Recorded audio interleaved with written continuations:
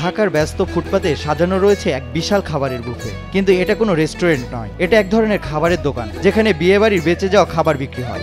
যারা গরিব মানুষেরা তো উচ্চবিলাসী খাওয়া খাইতে পারে না, তাই এখান থেকে তারা নিয়ে যায়। এই খাবারগুলো আসে ঢাকার নানা ক্লাব এবং কমিউনিটি সেন্টারের বিয়েবাড়ির অনুষ্ঠান থেকে।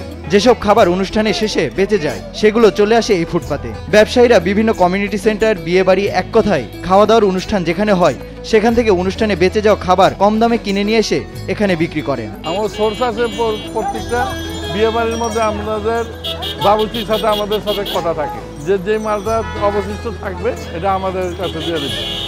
এখানে রান্না করা 1 কেজি গরুর মাংস পাওয়া যায় মাত্র 400 টাকায়। এছাড়াও মুরগির রোস্ট, বিরিয়ানি, খাসির মাংস, ফিরনি, বুরহানি সহ সবকিছুই পাওয়া যায় এই দোকানগুলোতে। কারো কাছ থেকে শুনি না খারাপ, এরা তো এগুলো বিয়ে বিভিন্ন ক্লাবের খানাগুলো যে বাসে হয়তো ওইখান থেকে খানাগুলো এনে এখানে কম দামে মানুষের জন্য বিক্রি করে থাকে। আসলে কয়েকদিন আগেও খাইছি, গরিব মানুষ, আমাদের মতন গরিব মানুষের জন্য এই খাবার বিভিন্ন জায়গার থেকে আসে। আমরা গরিব মানুষের 400-200-400 টাকা দিয়ে কিনা আমরা 10-12 জন খাওয়া দাওয়া করি। এই ব্যবসাতে কেউ 10 বছর, আবার কেউ 20 বছর ধরে এই খাবার বিক্রি করছে, আর এই কম দামে খাবার পেয়ে ক্রেতারাও খুশি। স্বাস্থ্যকর অল টাইম হানিকম, সব সময় অল টাইম হেলদি লাইফ। 1000 মানুষের অনুষ্ঠান করছে, হয়েছে 500 মানুষ। এখনো কি করো, লস খেয়ে গেল না? ওটা যা বিক্রি করলো এটা ক্যাশ টাকাটা এসে পড়লো। বাইরে গেলে খাইতে গেলে তো অনেক টাকা লাগে, এখানে তো মনে করেন অল্প পয়সার ভিতরে খাওয়া যায়। বাজারে কিনলে কি 1 কেজি মাংস 800 টাকা, এখানে 1 কেজি মাংস কিনতে গেলে 300-400 টাকা পাওয়া যায়। খাবারগুলো তো